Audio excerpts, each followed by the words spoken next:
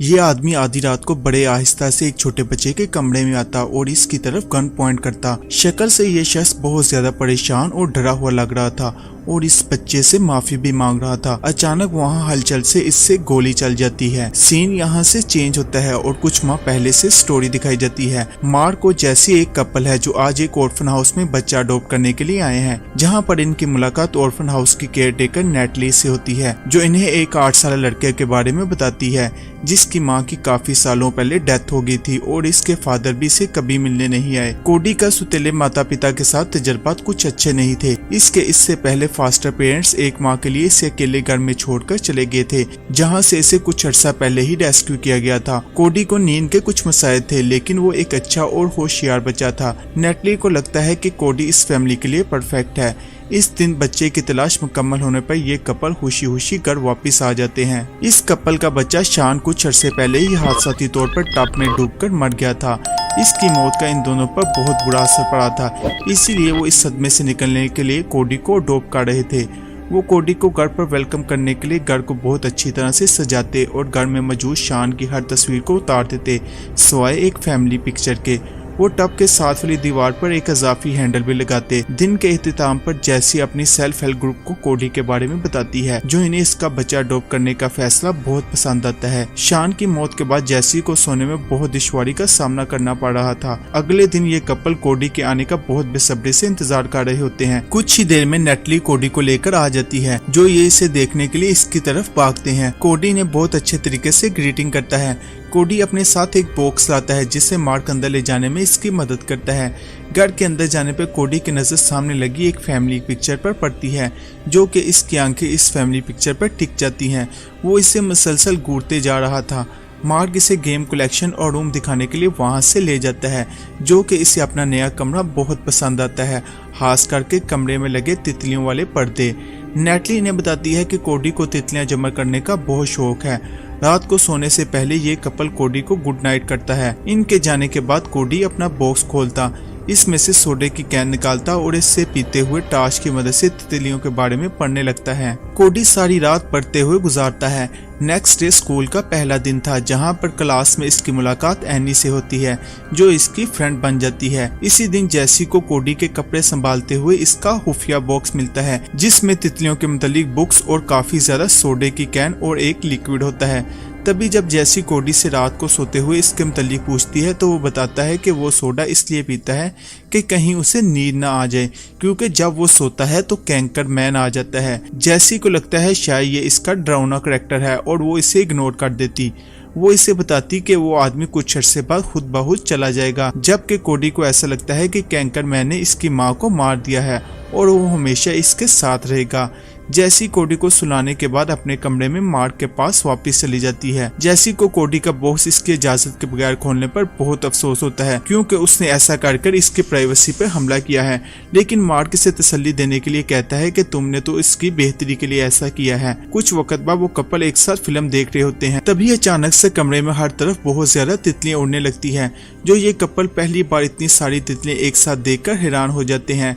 जैसी खिड़की बंद करने के लिए जाती है। जैसे ही वो खिड़की बंद करती हैं तो तमाम तितलियां गायब हो जाती है, जो ये कपल ऐसा होता हुआ देखकर दंग रह जाते हैं। जैसी को इस रात सोने में बहुत दुश्वारी पेश आती है। वो पानी पीने किचन में जाती है, जहां इसे अजीबोगरीब आवाजें सुनाई देती हैं। वो ये देखने के लिए घर का जायजा लेती है कि कोई चोर तो नहीं घुस आया। तभी इसे लिविंग रूम में शान दिखाई देता है, जिसे देखकर डरकर इसके हाथ से गिलास गिरकर टूट जाता है। तभी जब वो दोबारा ऊपर देखती है तो शान गायब हो चुका था। वो कोडी के कमरे में देखने के लिए जाती है, लेकिन वो पुरसुकून तरीके से सो रहा था। अगले दिन जैसी सेल्फ हेल्प ग्रुप के लोगों के साथ शान को दोबारा देखने के बारे में डिस्कस करती है। जैसी को लगता है शान को कोडी की जगह देने पर वो बहुत ज्यादा गुस्से में था। कोडी इनसे शान के बारे में बात करता, जो वो बहुत प्यार से कोडी के तमाम सवालों का जवाब देते हैं। रात के वक्त फिर से तितलियां और शान जाहिर होता है, जो कि इसने फैमिली पिक्चर वाले कपड़े पहने हुए थे। ये दोनों बहुत ज्यादा हैरान होते हैं। वो इसे छूने के लिए इसके पास जाते हैं, जो कि वो बिल्कुल रियल महसूस हो रहा था, लेकिन फिर वो अचानक गायब हो जाता है। इसी वक्त कोडी जागता है और नीचे आता है और इस कपल से माफी मांगता है। नेक्स्ट डे का नाश्ता बहुत ही अजीब होता है। जेसी और मार्क नहीं जानते कि वो क्या बात करें। वो अब भी सदमे में थे, लेकिन इन्हें इस बात का अंदाजा हो गया था कि कल रात शान के अपीयरेंस का कोडी से कुछ न कुछ लेना देना जरूर है। बाद में जब कोडी स्कूल से वापस आता है तो ये फैमिली क्रिसमस की वीडियो देखते हैं। वो तीनों इसमें बहुत खुश नजर आ रहे थे। इस रात कोडी को सुलाने के बाद मार्क और जेसी लिविंग रूम में बैठे होते हैं कि अचानक कमरा क्रिसमस लाइट से रोशन हो जाता है और वहाँ एक क्रिसमस ट्री भी जाहिर होता है। और तभी शान वीडियो में पहने हुए कपड़े पहनकर वहाँ आ जाता है, जो कि ऐसा लग रहा था जैसे वीडियो रियल जिंदगी में आ गई हो। ये सब देखकर मार्क और जेसी दंग रह जाते हैं। आखिर इन्हें एहसास होता है कि कोडी के पास सुपर नेचुरल पावर्स हैं। जब वो सोता है तो इसके तमाम ख्वाब जिंदा हो जाते हैं और जब वो जागता है तो तमाम ड्रीम गायब हो जाते हैं। अगले दिन कोडी स्कूल में एक तस्वीर बनाता है और इसे बहुत बुरी तरह खराब कर देता है और एनी को बताता है कि ये कैंकरमैन है और इसे खराब करने से वो इससे दूर रहेगा। जेसी शान की तस्वीर को दोबारा से घर में लगा देती है क्योंकि वो अपने बेटे से दोबारा मिलना चाहती थी, लेकिन मार्क को इसका आइडिया बिल्कुल भी पसंद नहीं आता और वो जेसी पे इल्जाम लगाता है कि वो अपनी ख्वाहिशात को पूरा करने के लिए कोडी का इस्तेमाल कर रही है। लेकिन जेसी इसरार करती है कि कोडी वो वाहिद शख्स है जो इसकी तकलीफ को कम कर सकता है, लेकिन मार्क नहीं मानता और तमाम तस्वीरों को उतार देता है। नेक्स्ट डे कोडी एक जार में बंद तितली स्कूल लाता है, लेकिन बुली बॉय टैट इसे तोड़ देता है। सारी रात कैंकरमैन के खौफ की वजह से कोडी सो नहीं पाता, इसीलिए अगले दिन उसे क्लास में नींद आ जाती है। लंच टाइम में इसकी टीचर इसे क्लास में सोने की इजाजत दे देती है। जब वो सोता है तो अपने आप को क्लास में अकेला पाता है। तभी इसके ड्रीम में कैंकरमैन आता है, जो कि वहाँ उस क्लास में रियल भी मौजूद था। टेड दोबारा कोडी को तंग करने के लिए क्लास में आता है। इसी दौरान कैंकरमैन इस पर हमला कर देता, जो कि एनी कैंकरमैन को ऐसा करते हुए देख लेती है और खौफ से चलाती है, जो कोडी जाग जाता है। लेकिन टेड वहां से गायब हो चुका था, जो कि कुछ ही देर में पुलिस टेड के स्कूल में डिसअपीयरेंस की तफ्तीश करने के लिए आती है। कोडी अब सोने का खतरा मोल नहीं ले सकता था, इसीलिए वो सोने से बचने के लिए काफी का इस्तेमाल करता है। इसी रात कोडी तितलियों के बारे में किताब पढ़ता है, जैसे वो आमतौर पर किया करता था। अचानक इसे एक शोर की आवाज सुनाई देती है। जैसे ही वो बेड के नीचे देखता है तो वहाँ टेड का भूत जाहिर होता है, जो इसे बेड के नीचे खींचता है। कोडी इससे लड़ने की कोशिश करता है और चीखता है कि मैं जाग रहा हूँ। सेम टाइम में शान जेसी के सामने जाहिर होता है, वो भी सेम अल्फाज कहता है कि मैं जाग रहा हूँ। कोडी एक बार फिर से चीखता है, जिससे ख्वाब दूर हो जाता है। जेसी इसके पास आती और पूछती क्या हुआ और इसे शांत करने की कोशिश करती है। नेक्स्ट डे एक पुलिस ऑफिसर टेड की गुमशुदगी की इन्वेस्टिगेशन करने के लिए इनके घर आता है और वो कोडी से कुछ सवाल पूछता है। इसी शाम कोडी इन कपल से शान की मौत के बारे में पूछता है, लेकिन वो इसका आंसर नहीं देते। रात को सोते हुए जेसी कोडी को दूध में नींद की गोलियां मिला कर देती है, लेकिन वो मार्क को नहीं बताती। मार्क कोडी को शान की मौत के बारे में बताता कि वो डूबने से मरा था। नींद की गोलियों की वजह से शान बहुत शांत तरीके से सो जाता है। जेसी और मार्क लिविंग रूम में बैठे टीवी देख रहे होते हैं कि तभी अचानक एक बार फिर से शान अपीयर होता है। वो गुस्से में लग रहा था। अचानक शान जेसी पर वोमिट कर देता है। मार्क कोडी को जगाने के लिए इसके कमरे की तरफ भागता है, लेकिन वो ड्रग्स की वजह से नहीं जाग पा रहा था।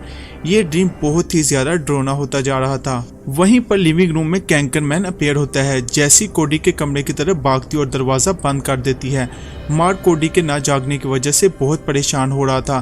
तभी जेसी कन्फेस करती है कि उसने उसे स्लीपिंग पिल्स दी हैं। तभी कैंकरमैन कमरे में दाखिल होकर मार्क पर हमला कर देता और ऐसा लग रहा था जैसे वो मार्क को खा रहा हो। जेसी खौफ से बेहोश हो जाती है। सुबह जब वो होश में आती है तो कोडी 911 पे फोन कर रहा होता है, जबकि मार्क का कुछ अता पता ना था। पुलिस मौके पर पहुंचती और तफ्तीश के दौरान इन्हें पता चलता है कि ये कपल कोडी को स्लीपिंग पिल्स दे रहे हैं और वो बच्चे को वहां से ले जाते हैं।